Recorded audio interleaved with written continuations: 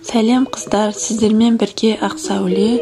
Бүгін мен осындай квадраттардан тоқылған кардиганның тоқу әдісін көрсеткім келіп отыр. Мен бұл кардиганды Pinterest желісінен көрген болатын, және де осыны жоспарлап жүргеніме біраз болды. Мінекей осы видеода соның сәті туған секілді. Кардиган тоқуға мына құрал жабдықтарды қолдандым. Жіп Alize Lana Gold Classic 100 грамм 240 метрге, немесе метражы ұқсас басқа жіптер. Ілмек номері 3/5 және тағы жіңішкерек ілмек. Көзі үлкен ине, сантиметрлік лента, қайшы және 4 түйме.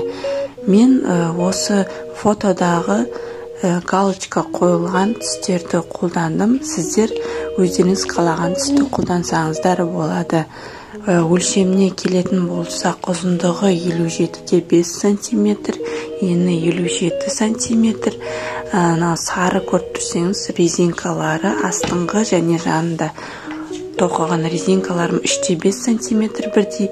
Қолының ұзындығы 46 см, қолының ені 19 см, резинкасының ұзындығы 15 см, резинкасының ені 4/5 см. Квадраттың өлшемі 10 см 8/5 см. Алдына мен еніне 2,5 квадрат, ал ұзындығына 6,5 квадрат қолдандым. Артына ұзындығына 6,5 квадрат, ал еніне 5 квадрат және 2 жарты квадраттар қолдандым. Қолына ұзындығына 5 квадрат, еніне 4 квадрат және 2 жарты квадраттан қолдандым. Барлығы түсінікті болса, ендеше тоқып бастайық. Ең алдымен біз резинкасын тоқимыз. Ол үшін 8 воздушный петля тоқимыз. 8 воздушный петля тоқып болған соң, 1 воздушный петля для подъема накид жасаймыз да, екінші воздушный петляға ілмекті алып тартып шығарамыз, және барлық петлялардан жіпті тартып шығарамыз. Мінекей, жіпті шығардық, барлық петлялардан өткіздік. Бұл полустолбик с накидом деген узор. Осы узормен қатардың соңына дейін тоқып шығамыз. Осындай узормен мен резинка тоқыған болатын. Сол резинканың ссылкасын қазір шығарамын астыға, немесе экранға. Ссылкадан өтіп қарайсыздар. Мен резинкамды тоқып болдым. Тоқыған кезде жіпті қырқып тастамай, жіп тұра берсін орында осылайша. Егерде резинка аз болып жатса, тағы үстінен қосып тоқып жібересіздер. Мен резинкам осындай болып шықты. Мен қазір үстінен квадрат тоқимын. Квадратты тоқып бастаған жер, жіп тұрған жерден бастап тоқимыз. Ең бірінші петлямызға ілмегімізді саламыз. Бірінші мен ақ түстен бастап тоқимын. Ақ жіпті алып, бірінші петлядан өткіземін.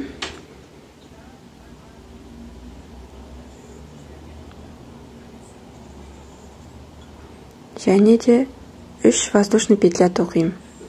1, 2, 3. Енді бұл бірінші столбик с накидамыз болып саналады. Шеткі жіптерді ашылып кетпес үшін, ыңғайлы болу үшін байлап қоясыздар.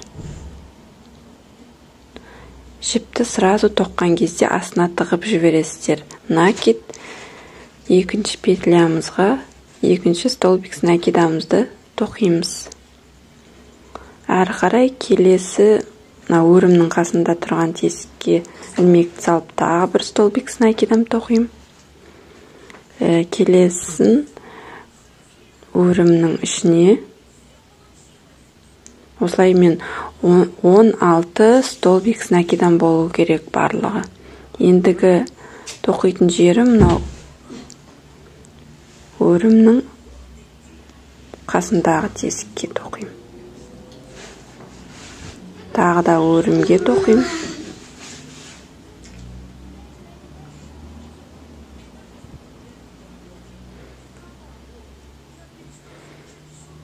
және өрімнің қасындағы Чупа-чуп какашка. міне осы. Сонда бір рет өрімге, бір рет өрімнің қасындағы петляға осылайша кезекпен 16 столбик с накидом тоқып шығасыздар. 16 столбик с накидом тоқып болдым. 2 воздушный петля тоқып, тоқыманы теріс айналдырып, екінші петлядан бастап столбик с накидом тоқимын қатардың соңына дейін. Барлығының саны воздушный петлямен қосқанда 16 столбик с накидом. Бірінші 2 воздушный петлямыз 1 столбик с накидом болып саналады. Осылайша біз қазір 2 қатар тоқыдық. Енді әрі қарай тағы 6 қатар тоқисыздар өз беттеріңізше. Барлығы 8 қатар болу керек. Мен бірінші квадратымды тоқып болдым 8 қатардан. Енді әрі қарай мен жаңа болотный цветтен, хаки цветтен жалғастырып тағы бір квадрат тоқимын. Ілмекті бірінші қатар біткен жердегі өрімге салып, жіпті тартып алып шығамыз, жасыл жіпті. Әрі қарай тағы 16 столбик с накидом тоқисыздар. Бірінші петлямыз босап кетпес үшін жаңа жіпті тартып қоясыздар. Бірінші қатарымызды тоқып болдық. Енді 2 воздушный петля тоқып, екінші петлядан бастап столбик с накидом тоқимыз соңғы петляға дейін. Екінші қатарымды тоқып болдым. Енді квадратқа жалғаймыз. Алдыңғы мына жерде тұрған екінші қатарда міне тесік тұр. Осы тесікке жіпті алып шығамыз. Тесіктен осылайша жалғап жібереміз. 1 воздушный петля тоқимыз. Және де келесі қатардың жаңа өріміне, міне мына өрімге мен ілмекті салам. Осылай жіпті тартып алып шығам. Соединительный столбик жасап. Осындай әдіспен біз жалғаймыз. Енді тоқымамызды әрі қарай жалғастырып тоқи береміз. Үшінші қатарымызды.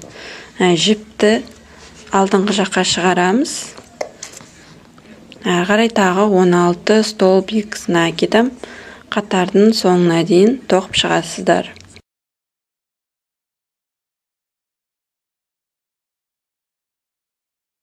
Мен 2 қатар тоқыдым. Енді тағы қалай жалғайтынын көрсеткім келіп отыр. Мына тұрған тесікке, петляға ілмегімізді салып, осылай жіпті жалғап жібереміз. Қатарды 1 воздушный петля жасаймыз. Және де келесі өрімге мына қатар тұр ғой. Осы қатар осыдағы астыңғы өріміне, үстіңгі емес, ілмегімізді саламыз. Осылай жалғап жібереміз. Тағы. Дәл осындай әдіспен барлық квадраттарды тура осындай әдіспен жалғап шығасыздар. Және де квадратты тоқыған кезде келесі квадраттар сол жағынан жалғастырылып тоқылады. Осындай әдіспен тоқисыздар. Мен жасыл квадратты тоқып болдым. Қосылған кезінде осындай болып көрінеді тігісі. Міне мына жағынан, арт жағынан осындай, алдыңғы жағынан осындай болып. Енді әрі қарай тағы өз беттеріңізше 9 квадрат тоқисыздар. Бар болғаны квадраттың саны 11 болу керек. Мінеки мен бірінші бағанымды бітірдім. Енді дәл осы әдіспен тағы 3 баған тоқимын. Барлық бағандар саны 4 болу қажет. Екінші бағанымызды біз ең алғашқы квадраттан бастап тоқимыз. Мен қоңыр жіптен тоқимын. Басқа квадраттар сияқты 2 воздушный петля тоқим, және әрі қарай тағы столбик с накидом қатардың соңына дейін тоқып шығам. Столбик с накидомның общий саны 16, 2 воздушный петляны қосқанда. Мен 4 баған тоқып болдым. Енді ары қарай жоғарғы жағын қол жалғайтын жерден біз жырық қалдырып кетуіміз керек. Сол себепті қазір 2,5 квадратты жоғарыға қарай бөлек тоқимыз, арқасын бөлек және оң жағындағы 2,5 квадратты да солайша бөлек тоқып шығамыз. Және де шеттерін тоққан кезде біз кейбір қатарларда қысқарту жасаймыз. Сол кезде ол 4 бұрыш емес, кішкене басқа формамен тоқимыз алдыңғы жағын. Енді мен қазір қалай қысқартатынымызды көрсетемін. Шеткі квадраттан бастаймын, сол жақтағы қоңыр жіппен. Қазір 2 воздушный петля тоқим. 1, 2. Енді әрі қарай 15 столбик с накидом тоқимыз. Және де осылайша 4 қатар тоқып шығамыз. Әр қатарда 16 столбик с накидамнан. 4-ші қатардың ең соңғы 2 петлясы қалғанша тоқисыздар. Мінекей мен 4 қатар тоқыдым. Соңғы 4-ші қатарымда соңғы 2 петлялар қалды. Осы 2 петляны қазір бірге қосып, қысқартып тоқып жіберемін. Менде мына жерде жібім таусылып қалды. Енді жіпті қазір жалғап жіберемін. Басқа жіпті.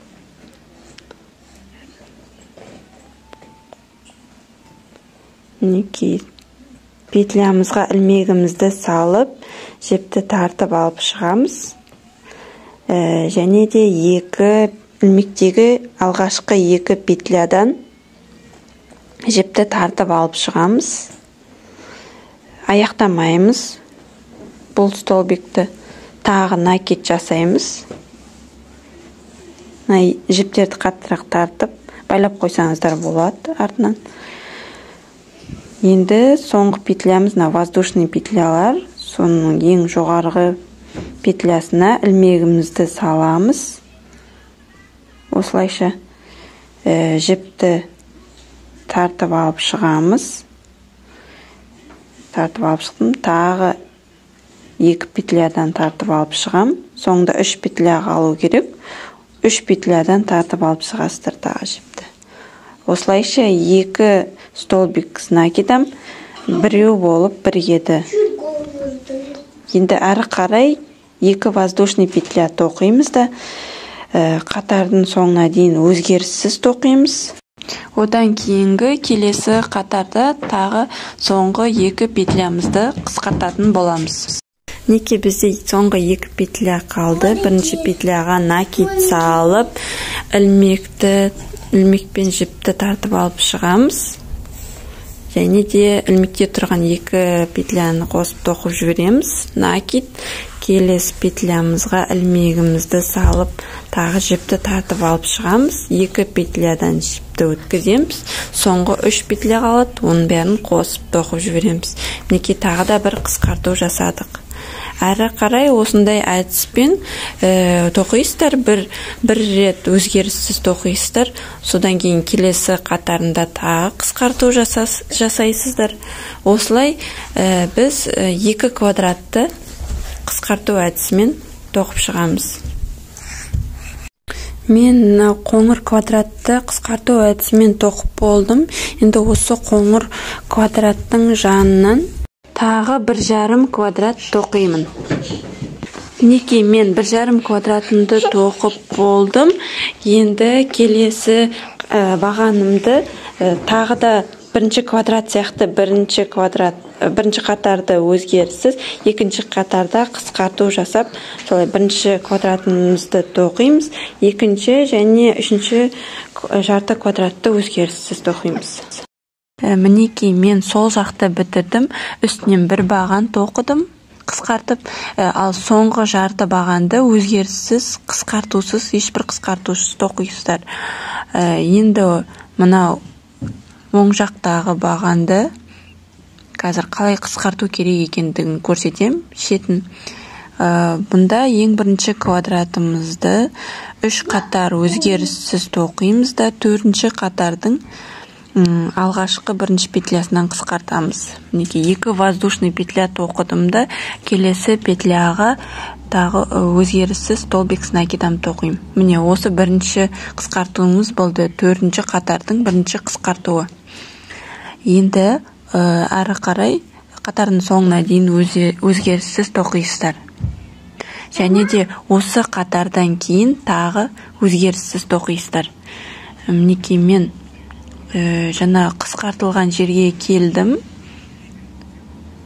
Жаңа қысқартылған жерде воздушный петляны тоқымаймыз, тек қана столбик с накидымды ғана тоқимыз.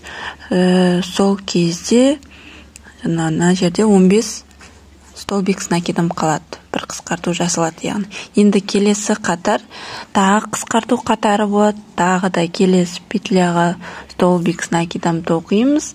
Одан кейінгі қатар өзгеріссіз тоқылады. Осылайша біз қазір бірінші бағанға қысқарту жасаймыз, бірінші бағандағы квадратқа. Сосын екінші бағанды бастаған кезімізде тағы солай кезекпен бір қатар қысқарту, бір қатар өзгеріссіз екінші бағанда бірінші квадратымызды солай аяқтаймыз. Сонан кейінгі үшінші жарты бағанда еш өзгеріссіз барлық квадраттарды қалай бар солай тоқып шығасыздар. Мінекей мен екі жағын да тоқып бітірдім. Енді артын қазір аяқтайын деп жатырмын. Осыны аяқтап болғаннан кейін жаңа төбесін қалай тігу керек екендігін көрсетемін. Мен бір иығын тігіп болдым. Енді қазір екінші иығын қалай тігу керек екендігін көрсетемін. Әр квадратты өз түсімен тігеміз. Ішкі жағынан осындай болып көрінеді. Ал сыртқы жағынан кішкене аккуратнылау болып әдемірек болып көрінеді. Екінші иығы бізде қоңыр квадраттан басталады, сондықтан қоңыр жіппен жалғаймын. Мына өрімнің бергі жағындағы петлясына ілмегімді салам, және арғы жақта дәл солай салам. Осылай. Міне өрімнің шеткі өзің жағындағы петля. Соған ілмекті салдым. Ал арғы өрімнің арғы жағындағы петлясына, артқы петлясына ілмекті салып, жіпті тартып аламыз. Осылай тоқимыз соединительный столбикпен. Мына өрімнің бергі жағындағы петлясына, арғы өрімнің арғы жағындағы петлясына. Осындай әдіспен жалғаймыз екі жақты. Қоңыр жіпті қоңыр түспен, жасыл жіпті жасыл түспен өз беттерінше тігіп шығасыздар.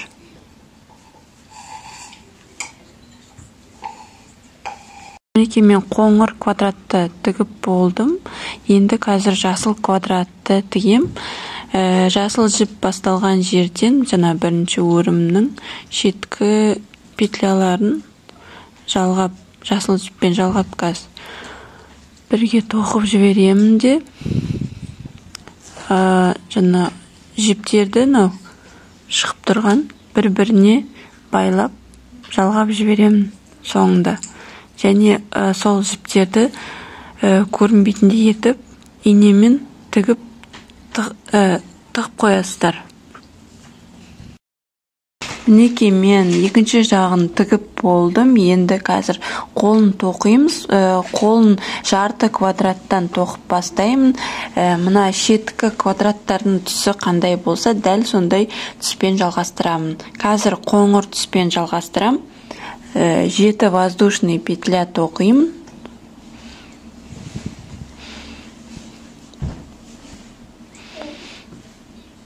Бір, екі, 3, 4, 5, 6, 7. Тағы 3 воздушный петля для подъема тоқим. 1, 2, 3. 4-ші петлядан бастап столбик с накидом тоқимыз. 3 воздушный петлямыз 1 столбик с накидом болып есептеледі. осылай жаңа воздушный петляның аяғына дейін тоқып шығасыздар. Мен столбик с накидом тоқып болдым. Енді бірінші қатарды жалғаймын. Квадрат қалай жалғадық, бұрын дәл солай етіп жалғаймыз. Бірінші қатардағы өрімге, осы өрімге ілмекті салып, жіпті тартып алып шығамыз. Бір воздушный петля тоқимыз. Және де келесі қатардағы столбик с накидом үстіндегі тесікке ілмекті салып, жіпті тартып алып шығамыз. Тоқымамызды теріс айналдырамыз, жіпті алдыға жібереміз.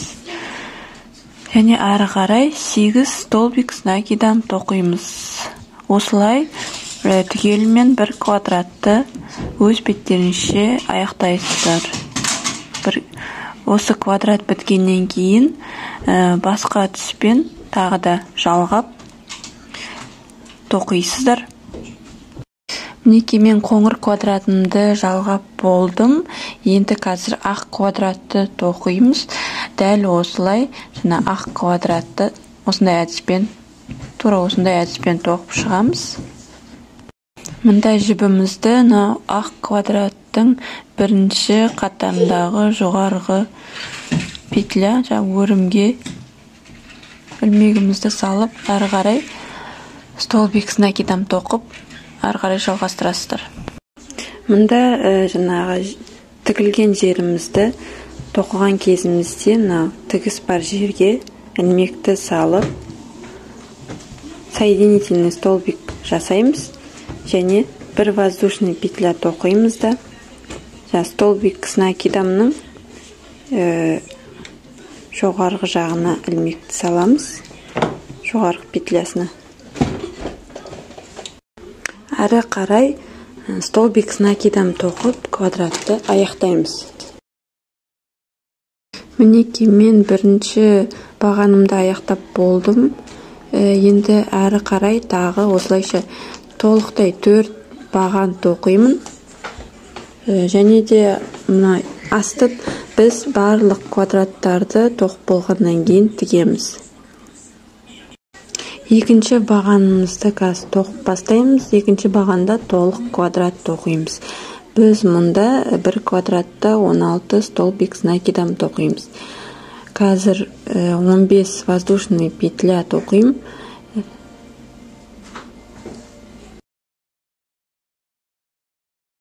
15 воздушный петля тоқыдым, 3 воздушный петля для подъема тоқим, және 4-ші петлядан бастап столбик с накидом тоқисыздар. 15 столбик с накидом, 3 воздушный петля, 1 столбик с накидом болып саналады. Сонымен 16 столбик с накидом болып есептеледі. 16 столбик с накидом тоқим, сосын оны қоңыр квадратқа жалғаймын. Және осы әдіспен қалған квадраттарды да тоқып шығасыздар. Мен 4 баған тоқып болдым. Енді екі жағын бір-біріне жалғап тігеміз. Қазір біз екі жағын бір-біріне қосып тігетін боламыз. Өрімнің екі шеткі петляларына, бірінші өрім шеткі петлясы және астыңғы өрімнің шеткі петляларынан инені өткізіп, иығын қалай тіктік, дәл солай осы жерді де тігеміз. Және де түсін, квадраттың түсі ақ болғандықтан мен ақ жіппен тігемін. Сіздер өздеріңіздің квадраттарыңыздың түсіне сай жіппен тігіп өтесіздер. Аяғына дейін өз беттеріңізше тігесіздер. Мен қолын тігіп болдым, екі жағын жалғап. Енді тіккеннен кейін мінекей 4 қатар осылай үстінен столбик с накидоммен тоқып шықтым. Және аяқ жағын қысқарттым. Сондықтан былай дөңгелек болып ішке қарай қайырылып тұр. Бұл қазір осы қайырылған жеріне резинка тоқимыз. Тоқып біткеннен кейін. Қазір мен бұны қалай тоқығанын көрсетемін. Мен қоңыр жіппен тігем, өйткені алдыңғы квадратым қоңыр түсті болды. Осылай жібімізді өткізіп, жаңа квадраттың жанынан столбик с накидом тоқимыз. Барлық столбик с накидамның саны менде 14 болды. Осылай жаңа шеткі петлялардың жанына осылай ілмекті салып, ыңғайластырып тоқып шығасыздар. Столбик с накидам саны міндетті түрде 14 немесе 13 болу керек. Мен тоқып болдым. 2 воздушный петля тоқып, тоқымам теріс айналдырам және екінші петлядан бастап столбик с накидам тоқим. Осылай қатардың соңына дейін тоқисыздар. 3 столбик с накидом, 4, 5, 6. Енді қысқарту жасайым. Ортасында 7 мен 8 петляны қысқартып бірге тоқып жіберем. Әрі қарай қатардың соңына дейін столбик с накидом тоқып шығам. Екінші қатарды аяқтадым. Қазір үшінші қатар тоқып бастауымыз үшін жалғаймыз 2 квадратты. Мына ілмекті жаңа квадраттың астың жағынан кіргіземіз. Байқап отырсаңыздар. Соединительный столбик жасадым. Астынан апарып жалғадым. Әдетте үстінен жалғайтынбыз. Мінекей. Астынан кіргіздім. Соединительный столбик жасайым. Сосын бір воздушный петля, тағы да квадратты астынан ілмекті салып жалғайым.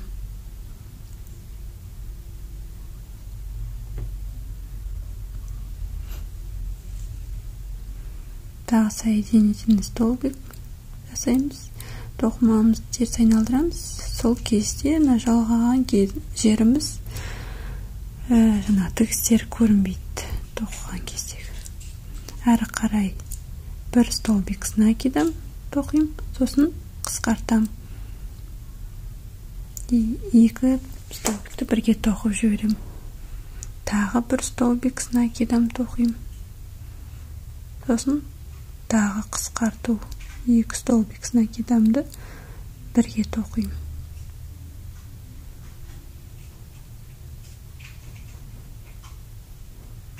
Енді тағы бір столбик с накидам. Сосын қысқарту. Осылай кезекпен қатарымыздың соңына дейін тоқып шығасыздар. Бір столбик с накидам. Қысқарту.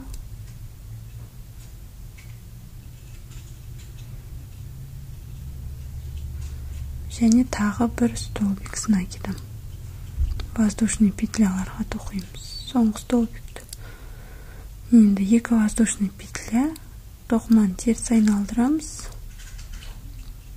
Енді екінші петляға ілмектен кейін столбик с накидом тоқим. Бұл бірінші қысқарту болып саналады. Одан кейін бір столбик с накидом. Одан кейін тағы қысқарту. Бір столбик с накидом.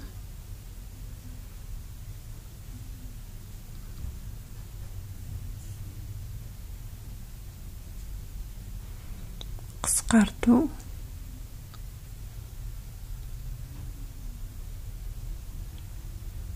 Бір. 2. Сосын бір столбик с накидом.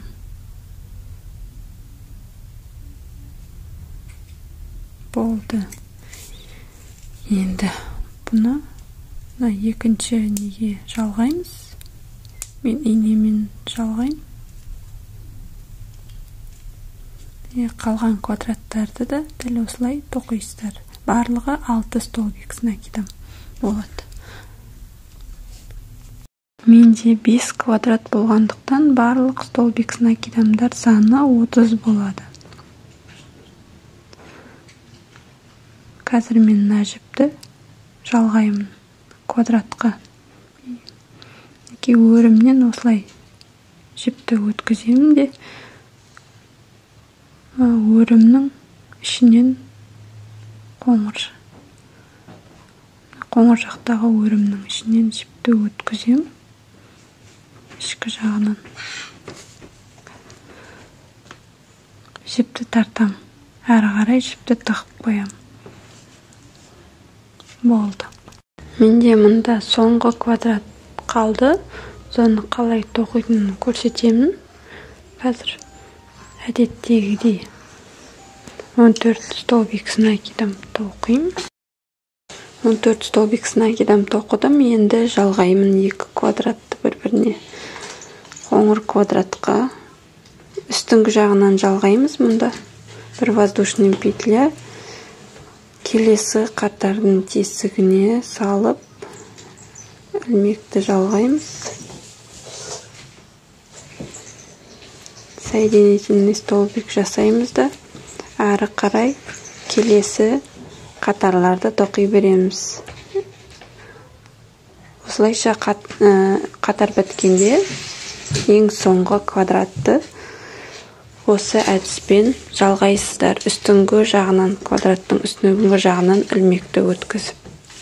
Сол кезде жаңа тігіс ішкі жағынан көрінеді, ал сыртқы жағынан қатты білінбейтін болады. Мен жаңа квадраттарды тоқып болдым. Енді қазір резинканы горчичный цветтен тоқимын. Қазір 10 воздушный петля тоқимын. 3, 4, 5, 6, 7, 8, 9, 10. Бір воздушный петля для подъема және ілмектен кейінгі екінші петлямызға салып резинкамызды тоқып бастаймыз. Қатардың соңына дейін полустолбик с накидом тоқимыз. Бірінші қатарымды тоқып біттім. Енді мұнда тұрған жаңа келесі петлямызға ілмегімізді саламыз. Жіпті тартып алып, соединительный столбик тоқимыз. Келесі петляға тағы соединительный столбик. Тоқыманы теріс айналдырамыз. Екінші қатарымызды тоқимыз. Өрімнің шеткі петлясына ілмекті салып, полустолбик с накидом тоқимыз. Осылай қатардың соңына дейін тоқып шығасыздар. Соңғы петлям қалды. Соңғы петляда өрімді полностью екі несінен өткізіп тоқисыздар. Шет сол кезде тегіс болады. Енді үшінші қатарымды тоқим. Бір воздушный петля для подъема жасадым. Енді үшінші қатарымды аяғына дейін тоқим. Қатарым тоқып біттім. Енді осы петляға соединительный столбик тоқим. Және келесі петляға соединительный столбик тоқим. Тоқымамды теріс айналдырамын да қайтадан полустолбик с накидом қатардың соңына дейін тоқып шығам. Мінекей мен 7 қатар тоқып болдым. 3 өрім тоқыдым.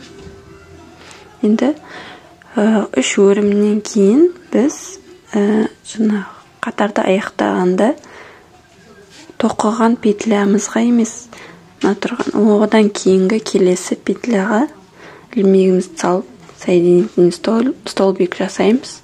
Сөйтіп қатарды аяқтаймыз. Келесі петляға ілмекті салып. Әр 3 өрім сайын осылай жасап отырамыз. Одан кейін тағы соединительный столбик жасаймыз да, келесі қатарларымызды тоқып бастаймыз. Тағы 3 өрім тоқимыз. Әр тоқыған петлямызға салып аяқтаймыз сол 3 өрімді.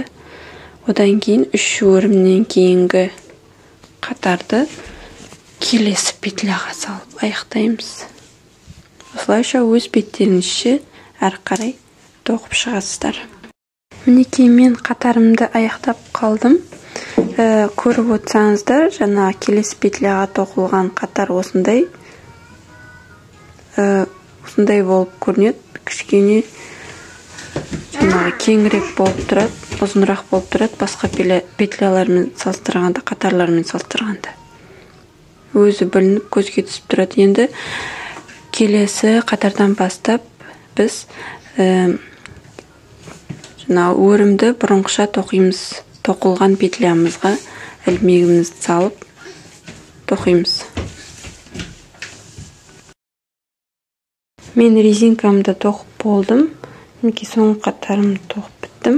Енді қазір бір-біріне жалғайтын боламын. Ілмегімізді шеткі петляға, шетінде тұрған өрімге саламыз.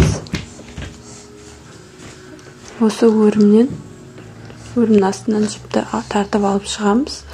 Және де сол жақта тұрған бір жерден жіпті өткіземіз қазір. Ал мұна екінші жағынан, мұна екіншісіне салдым. Келесі жағынан өрімнің астында мынандай тесік болады. Сол тесіктен өткізем. Екі жағынан да бірдей өткізем.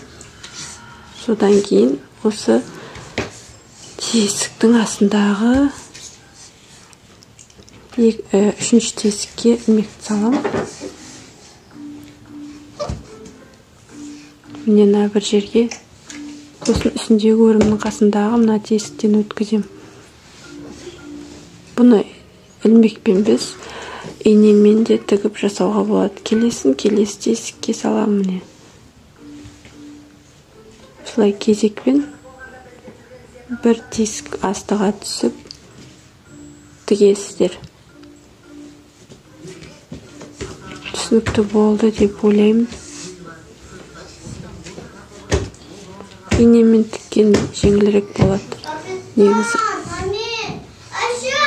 Мінекей мен резинкамды тігіп болдым. Ешқандай тігісте білінбейді. Тігілген жер қай жер тігілген міне. Мына жерде ондай қатты біліне қоймайды. Бірақ ол маңызды емес, аса қатты. Енді қазір мен мына астыңғы жағынан жанынан осылай соединительный столбик жасап тоқып шығамын. Резинканы қандай жіппен тоқсаңыздар, сондай жіппен тоқып бастаймыз. Қазір мына шеттеріне ілмегімізді салып соединительный столбик тоқимыз.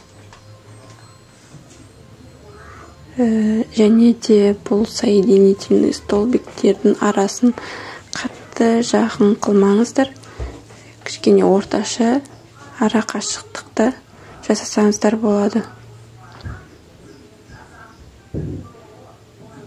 Қатты жақын болса, онда резинка узорын тоққан кезде көлемі үлкен болып кетуі мүмкін. Сондықтан орташа қашықтықта жасап тоқисыздар. Мен соединительный столбиктарымды тоқып болдым. Екі жағынан да ортасына дейін тоқыдым мен. Екінші жағын қоңыр жіппен резинкасын тоқитын болғандықтан. Енді әр қарай қазір жанына резинка тоқимыз. Ол үшін жаңа астыңғы резинка сияқты 8 воздушный петля тоқимыз. 3, 4, 5, 6, 7, 8. Бір воздушный петля для подъема. Екінші петлядан бастап біз полустолбик с накидом тоқимыз қатардың соңына дейін. Енді қатарды өрімнің артқы петлясына міне артқы петлясына салып соединительный столбик жасап жоқманы теріс айналдырамын да накид жасаймын. Және әрі қарай полустолбик с накидом қатардың соңына дейін тоқимын. Соңғы петлямызды жаңа өрімді түгелімен алып, түгелімен өрімнен ілмекті өткізіп тоқимыз. Әрі қарай бір воздушный петля тоқыдым. Тағы полустолбик с накидом тоқимын қатардың соңына дейін. Сосын қайтадан дәл осындай тәсілмен жалғаймын келесі петляға. Қатарымды аяқтадым. Енді бұны өрімнің артқы петлясына жалғаймын. Соединительный столбик жасап келесі өрім. Осылайша тағы келесі өрімге тағы соединительный столбик жасап қатарымды жалғастырып тоқи беремін. Осылай резинканы 4-5 қатардай мына жерге дейін тоқимын да, сосын осы жерден бастап мен түйменің тесігін тоқуды көрсетемін. Мен бірнеше қатар тоқыдым мына жерге дейін. Енді әрі қарай қазір мына жерден түймеге тесік жасаймын, сосын әрі қарай мына жерден мына примерно 3 или 4 тесік жасаймын түймеге. Так, енді қазір бір воздушный петля тоқимын. Тоқымам теріс айналдырамын, накид. Бірінші петляға бір полустолбик с накидом тоқимын. Екінші петляға целиком өрімнің артқы және алдыңғы жібін қосып полустолбик с накидом тоқимын. Сосын 3 воздушный петля тоқимыз. 1, 2, 3. Сосын тағы өрімнің 2 жібін қосып полустолбик с накидом тоқимын.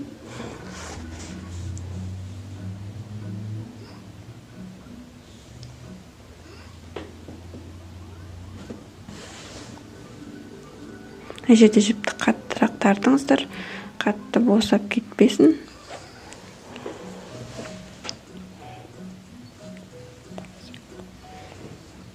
Сосын әрі қарай өрімнің артқы петлясына полустолбик с накидом тоқи бересіздер.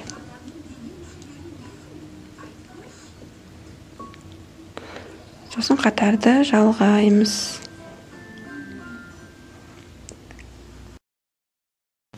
Ілмегімізді өрім тұр, келесі өрім. Осы өрімді полностью аламыз.